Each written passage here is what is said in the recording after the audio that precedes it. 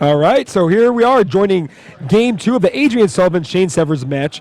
Both of these players were initially, as we mentioned, locked for top 8. Just 1 second. Rashad Miller with Ray Punzalan. Oh yes, it's both of us out here in Yeah, we're both here. World Magic Cup qualifiers. So as you can see, this is the last round of Swiss. There's 9 rounds in this tournament.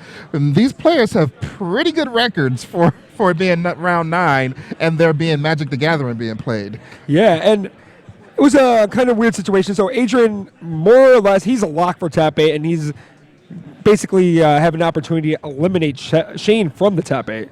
I mean, this is exactly what's happening because 22 points is what it's going to take to get into the top 8 of this tournament. And Adrian already has 22 points, 7 wins and a draw is 22 points. Shane Severs only has 21 points. Only has 21 points. Given an opportunity for the 9th and 10th place people, both with 18 points, able to leapfrog him. Let's see if we can get this match. Shane's last name spelled correctly. Is actually Severs, not Servers. But normally in a situation like this, both players would decide to draw, and then the 21-point person would get 22 points. 22-point person gets 23 points, and then everyone's in top 8. But instead, these guys are playing. I'm not sure why. I'm sure we can get the story from them in a bit. But here we go. We got. It could be that Adrian is worried about Shane's deck, given an opportunity to get him out of the top 8.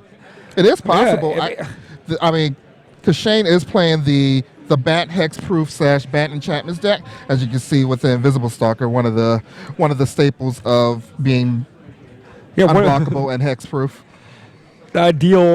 Ideal 2-drop, I'd say, for Shane here. It's a pretty good 2-drop in that deck. And, I mean, it is only a 1/1, but this deck has a lot of enchantments, as you can see. Bat Auras is what it's called. A couple of Rancors is going to make that guy a 5/1 Trampler, which can't be blocked, and has hexproof. Here's Adrian. Oh, Lingering Souls. Those won't do anything against the Invisible Stalker. Look at those Lingering Souls tokens. Some classic GG's Live tokens representing some throwback to 2010. But those are not going to do anything against the Invisible Stalker right now. The more you see, seeing this matchup play out, really it feels like that Adrian's just trying to eliminate Shane from top 8 to avoid him being there and giving him a better path to win this tournament here. So Adrian had that, and now on Shane's turn, didn't see what he drew there. Looks like he plays a Ground Seal. Draws a card. But Shane's pretty much in control of this game here. Adrian's really going to need a Supreme Verdict next turn, which I don't even think I saw in his hand. Oh. I know, look at his hand, Snapcaster Mage, Lingering Souls, Sphinx of Revelation, and I believe it was an Island after that. Spectral Flight thrown onto the Invisible Stalker, and we're going to come in for 7 more damage. Yeah. Adrian's going to need something from the top. Looks like he drew a Nephalia Drownyard. Usually not the card that's fast enough to race a bunch of Rancor enchanted creatures that also have Spectral Flights on them, but if you actually get the game stalled for whatever reason, it could end up being a win condition. So Adrian holds back 1 of the tokens. Not sure why there. To block? Invisible Stalker. I guess he can't block Invisible Stalker. I wonder if there's any haste creatures in Shane's deck. I'm going to take a look to see if there are. So Adrian, Nephalia, Drownyards, Shane, end of turn. Can't see when he mills away, but it looks like Adrian's just looking for information now. Just for a turn, really going to need a Supreme Verdict here. And but it looks like it's a Watery Grave. So Adrian really doesn't have much hope there. Yeah, from looking at the deck list for Shane, the only card I can see being a concern as like a hasty S creature would be a Celestia Charm 2/2 Knight. And I didn't notice if he had 2 mana open at that time. But that's the only thing that could, prompt leaving 1 guy back that I could think of. Yeah, Adrian's pretty much dead in the water here. I assume he's going to Nephalia Drownyard 1 more time, get a couple pieces of information from Shane's deck, mills 3 more, and then we should be seeing a scoop, and that's exactly what happens. Yeah, there's a scoop. Yeah. You know what? I can see how if I were Adrian Sullivan, even though I were, locked being locked for the top 8 of this Yeah, tournament. he's risking his He's risking a seed. His seed. Basically. He would lose the top seed because he's currently the top seed, and he would then be maybe third, fourth, or fifth seed, and Shane Severs would end up being the top seed. Yeah. But this seems like a miserable matchup for Adrian. Shane's deck is just a little bit too fast. He has a bunch of creatures that just can't be interacted with, aside from some type of Supreme Verdict effect, and he's packing Rootborn defenses in the board. So. And Mending Touch. Mending Touch. He has all the tools. The well-known 13th and 14th pick from Dragon's Mage block draft there are 2 of those in his sideboard. But you know what? It's 1 mana and it stops your creatures from living. It lets it live through a Supreme Verdict, and you usually only have to save 1 guy because that's all you have, and you're just all in on that 1 guy. Yeah, and it makes perfect sense now. Like we mentioned, we thought he might just draw. I was peeking at Adrian between the rounds, and it sounded like he wanted to draw, but given the opportunity to get Shane out of the top 8, he had to take the shot, in his eyes at least. Okay. Give him another shot now, and he took the game 1, so let's see what happens if he could steal 1 more there and then get Shane out of the top 8. Hey, we actually had a backup, if you would, match that was also over in the feature match area earlier with Michael Burnett, who actually is fresh off of a not quite top 25. He actually had 26. Ooh. And at the Pro Tour Dragons Maze, he won 2-0 over his opponent. I can't remember what his name was, but that was for 9th through 16th, which doesn't really get you anything but a few packs here and there. But hey, he's a great player. He's still doing well. Not quite well enough to make it to the top 8 of this, or quite well enough to. So is he going to be the next Pro Tour? He's going to be on the edge of everything. 26, 9th place. He lives on the edge. He is all about living on the edge. That's what you hear. If I don't know if you've ever met. I'm talking to all of the people who are watching. I don't know if you ever met Michael Burnett, but if one look at him and you could tell that's a man that lives on the edge. Mr. Daredevil, Michael Burnett. Such a daredevil. So Adrian also in that game, he started off mulliganing down to 5, which of course didn't help his cause at all. So hopefully on the play now, we'll give him a little better chances, able to play his Supreme Verdict a little earlier, given he has to draw that. Supreme Verdict is pretty much. Well, he has Terminus as well, I guess. Terminus. Does he have Supreme Verdict? Even he has Terminus, not Supreme Verdict in his deck, actually. Well, Terminus actually does. Yeah, that would be better for him. I mean, it's a lot better because it blanks all of Shane's sideboard options for the anti-Wrath of God plan. And he has a 1-of copy of Cyclonic Rift. So that could be a nice little. That's pretty good too. It's definitely just. 1 turn, save myself this 1 turn because the next turn, all those creatures are going to, the same turn possibly. All those creatures just come back. Or the 1 creature and at least 2 of the 3 enchantments that are on it right now. But other than that, it really does look tough for Adrian. Just looking at his deck here, he's this is not the best situation for him. This is not a matchup that he wants to see in the tournament, and it seems like it's a pretty popular deck, the Ban Auras deck. So the fewer of those in this deck, the more likely Adrian Sullivan can make it to the finals. And Adrian, he goes ahead and keeps his hand. This time Shane's going down to 6. Adrian's hand didn't look too exciting. Did have some lands, a couple Snapcaster Mages in there.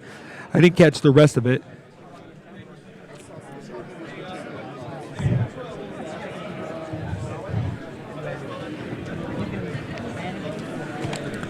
All right, some more shuffling. Let me take a look at Adrian's deck. You'll see.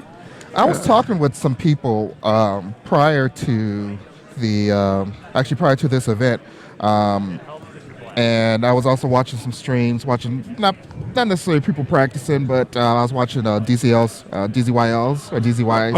stream, and he had Simon Gertzen on his stream, like via Skype.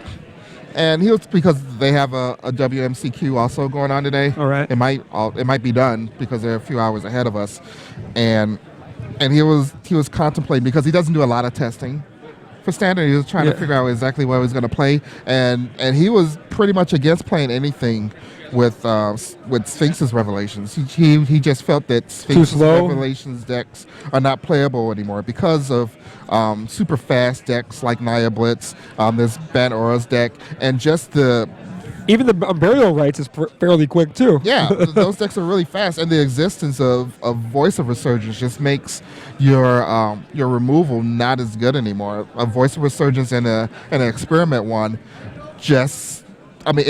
those two cards in play means if you play Supreme Verdict, it just doesn't matter. If there are a couple of counters on that Experiment one, the Experiment one gets regenerated, you remove a couple of counters, the Voice of Resurgence dies, comes back as a 2/2 or 3/3 or whatever it comes back as. It evolves the Experiment 1 back again, and the pressure that you thought you just got rid of with a Supreme Verdict it's just back. It's right there. You're in the exact same position that you were, except now you have a Supreme Verdict in your graveyard, and they have a Voice of Resurgence in their graveyard, and that's not relevant. And that makes sense why Adrian decided to go instead of the Supreme Verdict route for Terminus and the one Cyclonic Rift. Yeah. Gives you a way to deal the Regenerators and dodge the Root Burn defenses. It's similar cards that will prevent you from just Supreme Verdicting the board away.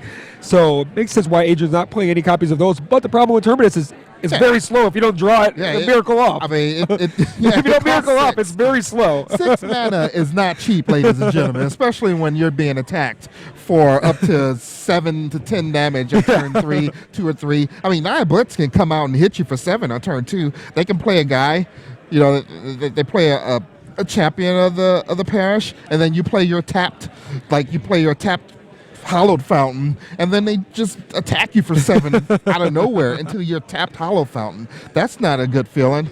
And when you're staring at a Terminus in your hand, you know that it's just not going to get you there. Oh man, and this is Shane going down to 4. This card. I don't know if that's the Ray and Rashad token. It is right there. We're doing it. If this is like some hex that Adrian's trying to cast upon Shane, but if it is, it must be working. Shane's 5-card hand looked decent except no lands there. And you know what? The thing about the Bant Aura's deck that Shane's playing, it can win with 2 land, a creature, and an aura.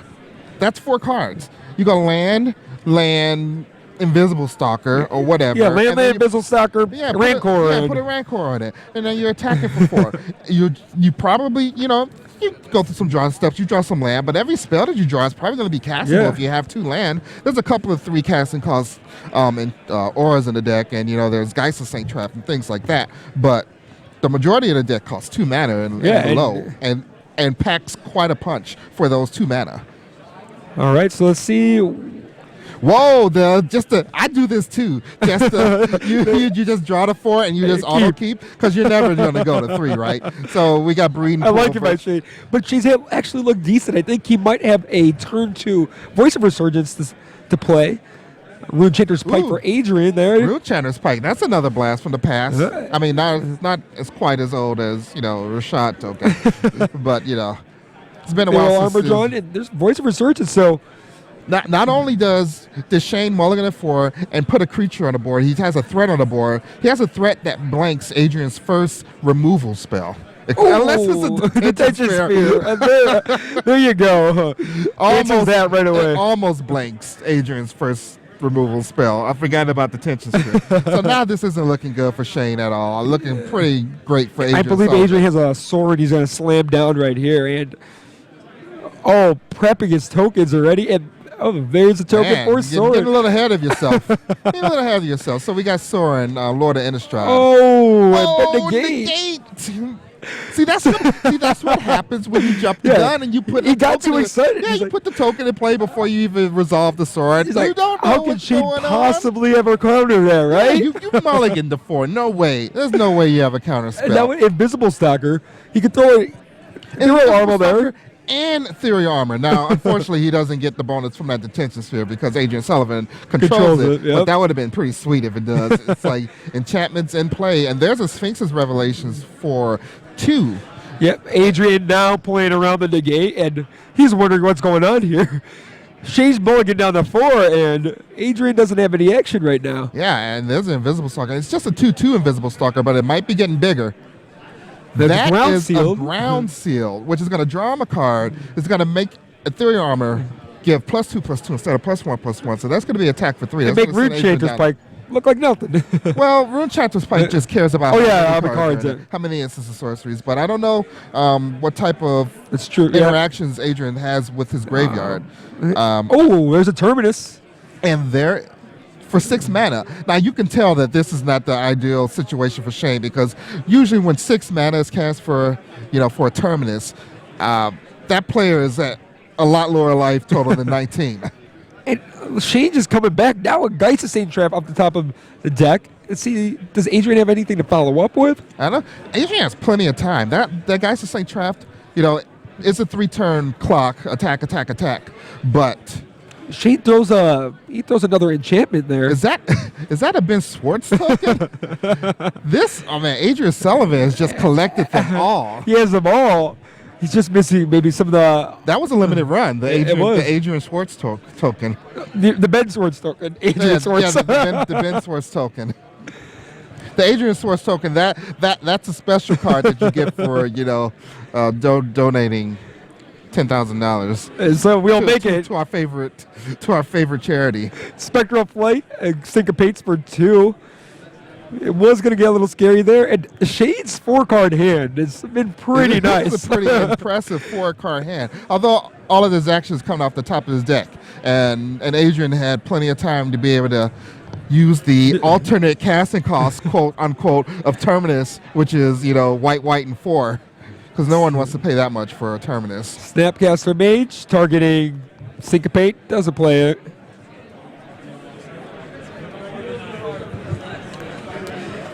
So Adrian will take 4, trade with the Geist, and now it's his turn again. Now,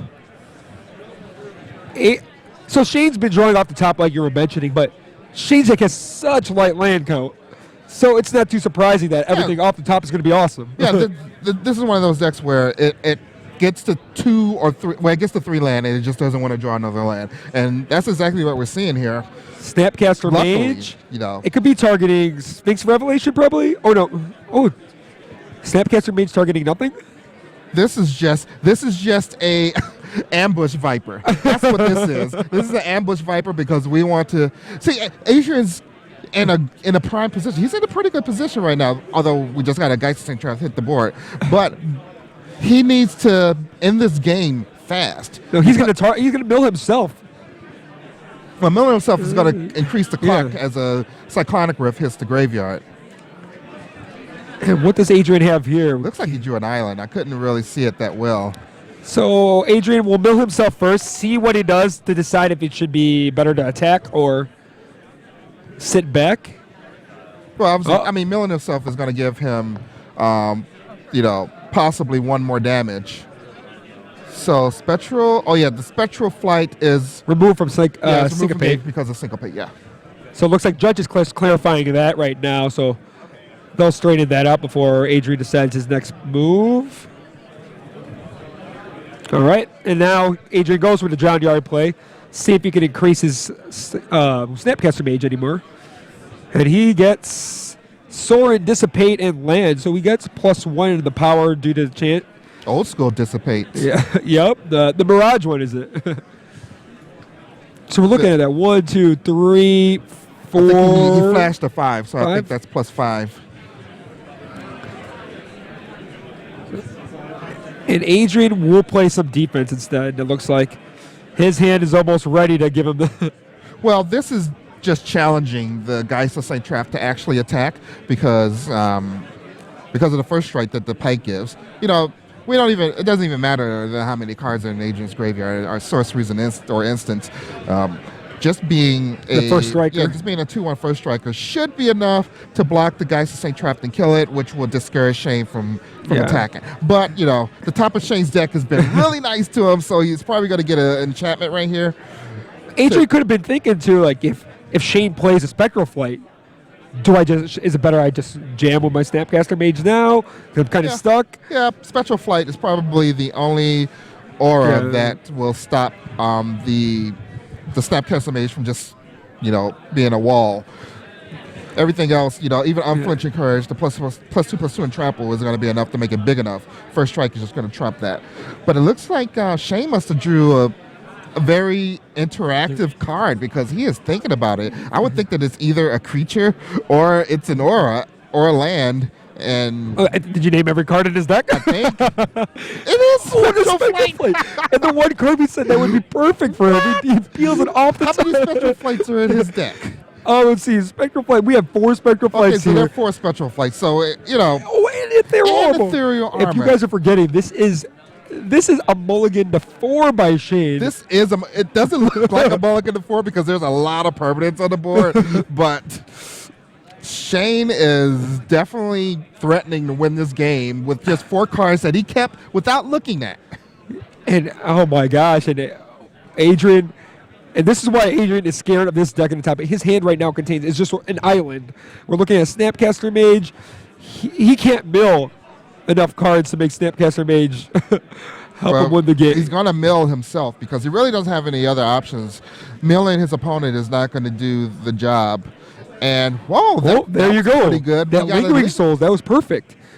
And that's exactly what he wanted to see. In this situation, the Failure Drown Yard is just drawing Adrian Sullivan cards. Starts off with Duress, no cards. Just to get into the graveyard. Yeah, and Adrian, I'm sure he's kicking himself now for not attacking with his Snapcaster. Well, I'm sure he considered the Spectral Flight. That's the only reason that had to be the only thing he was considering. So this might be attacking for and playing 9 or 10. 2 Lingering Souls. Oh my God, this game's gotten exciting. For a mulligan to 4 game, this game has gotten very exciting. This is definitely the closest mulligan. This isn't the closest mulligan to 4 game I've seen because I've seen some blowouts. I've seen some mulligan to 4s where the mulligan to 4 player just just destroys the other player. But this you wouldn't have known that one player only started off with 4 cards. Shane has been making it from the unexpected negate to the peeled Spectral Flight. He is making a game out of this. No, the sequencing of the cards off the top of Shane's deck has been perfect. Perfect. And except for now, this is the one time that it hasn't been. Shane flips it up. I'm not sure. Was that a breeding pool? That wasn't a. That was a. So looking at Shane's deck, was there anything that he could get off the top? I don't know. The Unthinking Courage would have been fine, right? It would have. Yeah. The lifelink would definitely have been relevant. That would have been a lot of life that would have been gained. Right now, this attack is not going to do anything. 1 token is just going to jump in the way of each of those creatures, and the attack back is going to be lethal because we still have 2 tokens, which is going to be 2 damage. And the last attack was for 10, and now this one's going to be for 8 from the Snapcaster Mage. And there we have it. Adrian Sullivan does what he wanted to do. No, he did exactly what he wanted to do. This doesn't necessarily eliminate Shane totally. That's true. It's true. This Highbreaker's main